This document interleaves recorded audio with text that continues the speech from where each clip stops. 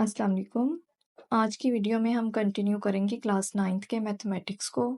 इस वीडियो में हम चैप्टर 1 को स्टार्ट करेंगे which is matrices and determinants. हम पहले मैट्रिसेस के कॉन्सेप्ट को अंडरस्टैंड करेंगे, लेकिन उससे पहले आपको डिफरेंस पता होना चाहिए मैट्रिक्स और मैट्रिसेस में। मैट्रिक्स सिंगल को बोला जाता है, जबकि दो या दो से ज़्यादा हों तो उनको मैट्रिसेस बोलेंगे। मैट्रिसेस को इंट्रोड्यूस करवाया था आर्थर कैले ने। अब मैट्रिसेस को लिखने के लिए हमें कोई भी रियल नंबर्स चाहिए, उनको हम स्क्वायर ब्रैकेट में लिखेंगे तो वो मैट्रिक्स बन जाएगा। यानी कि मैट्रिक्स में नंबर्स का या एलिमेंट्स का रेक्टेंगुलर अरेंजमेंट में होना ज़रूरी होता है। अब रेक्टेंगुलर अरेंजमेंट पे भी बात करेंगे और उससे पहले रियल नंबर्स पे बात करेंगे, क्योंकि हमने मैट्रिसेस में जो नंबर्स यूज़ करने हैं वो रियल होते हैं।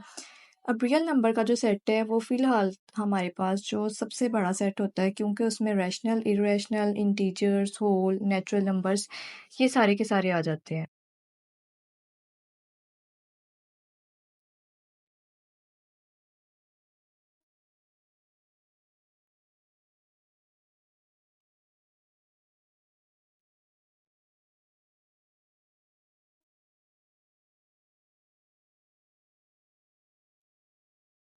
अब हम बात करेंगे रेक्टेंगुलर अरेंजमेंट की। यहाँ हम सिर्फ अरेंजमेंट वर्ड नहीं यूज़ कर सकते, क्योंकि अरेंजमेंट तो हमारे पास कोई भी हो सकती है। ये जो आपको आपके सामने मैट्रिक्स नज़र आ रहे हैं, ये रेक्टेंगुलर अरेंजमेंट में लिखे गए रियल नंबर्स हैं।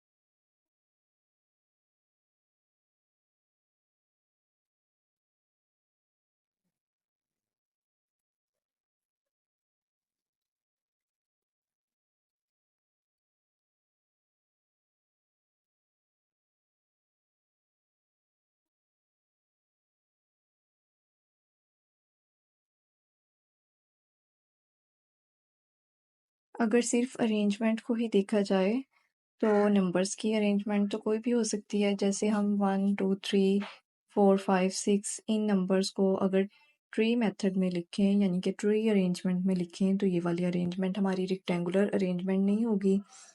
तो इट मीन्स कि हमें मैट्रिसेस को लिखने के लिए अपने नंबर्स की, रियल नंबर्स की जो अरेंजमेंट है उसको रेक्टेंगुलर में ही रखना होगा।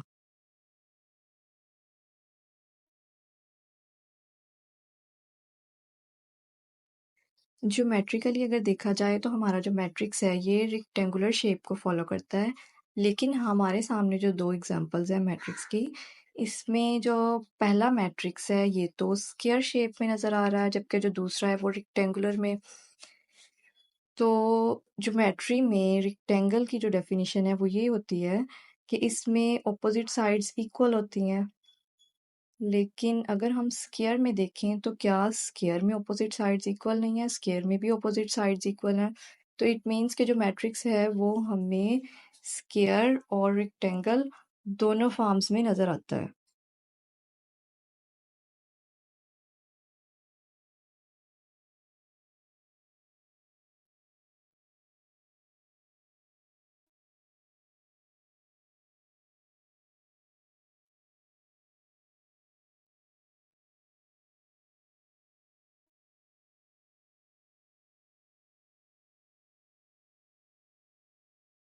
बुक से आप इसकी डेफिनेशन लर्न करेंगे। अ रेक्टेंगुलर अरे और formation of collection of real numbers से 0 1 2 3 4 and 7 such as and then enclosed by square brackets is said to form a matrix। अगर आपको ये डेफिनेशन मुश्किल लगे तो आप समरी से याद कर सकते हैं, साथ में कोई भी एग्जाम्पल राइट कर सकते हैं। अगर हम मज़ीद एक्सटेंड करें तो आप देखेंगे कि कुछ अरेंजमेंट्स हॉरिजॉन्टल हैं, जबकि कुछ अरेंजमेंट्स वर्टिकल हैं।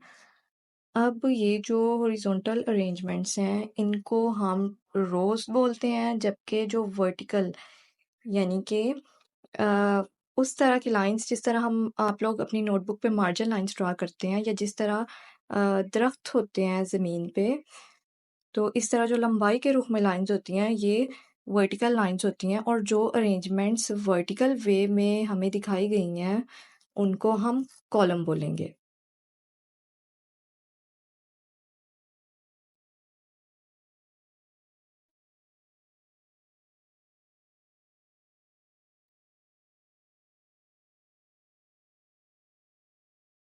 अब किसी भी मैट्रिक्स का ऑर्डर फाइंड करने के लिए हमें सबसे पहले रोज़ का पता होना चाहिए और कॉलम का पता होना चाहिए। अब जो हॉरिजॉन्टल वे में यानी कि ये जो लाइंस हैं नोटबुक की, ये हॉरिजॉन्टल हैं। इस वे में जो नंबर्स लिखे होंगे वो रोज़ को रिप्रेजेंट करेंगे। तो इस दिए गए मैट्रिक्स में हमारे पास 2 रोज़ हैं और ये जो वर्टिकल लाइंस हैं ये भी 2 हैं। इट मीन्स कि इसमें कॉलम भी 2 हैं। अब मैट्रिक्स लिखने का ये तरीका होता है कि हम पहले नंबर ऑफ़ रोज़ लिखते हैं, बाद में नंबर ऑफ़ कॉलम्स लिखते हैं और अगर इसका ऑर्डर लिखा जाए तो ये होगा 2 बाय 2। ऑर्डर लिखना मुश्किल नहीं है, बस इसके लिए आपको थोड़ी-सी प्रैक्टिस की ज़रूरत है। तो आप किसी भी मैट्रिक्स का ऑर्डर लिख सकते हैं। अगर हम इसके अलावा एक और मैट्रिक्स लें, लेट्स से कि ये मैट्रिक्स हमारा बी है। इसमें एलिमेंट्स हैं 1 और 9। तो 1 और 9 एक ही रो में है, यानी कि इसमें एक रो है जबकि 2 कॉलम्स हैं। तो आप बताएं इसका ऑर्डर क्या हो।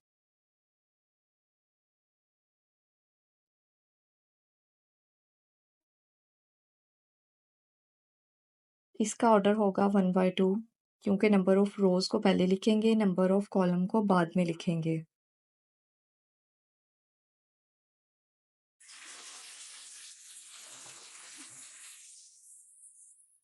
अब अगर हम एक और एग्जांपल लें, उसमें हम एक ही एलिमेंट लें, तो इसका ऑर्डर किस तरह से लिखा जाएगा। सबसे पहले आप इसकी रोज़ चेक करेंगे। रोज़ में भी एक ही रो है जबकि एक ही कॉलम है। तो इसका ऑर्डर होगा हमारे पास 1 बाय 1।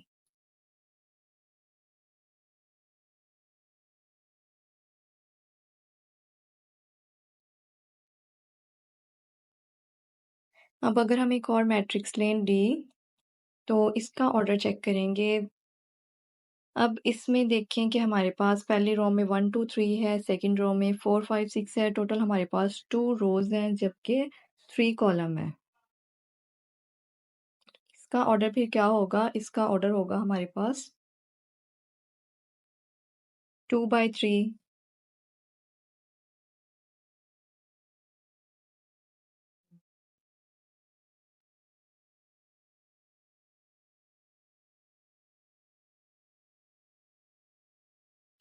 अब हम इक्वल मैट्रिसेस के कॉन्सेप्ट को समझेंगे। इक्वल मैट्रिसेस के लिए सबसे पहले तो आपकी ग्रिप होनी चाहिए ऑर्डर पे, यानी कि ऑर्डर किस तरह से चेक करते हैं।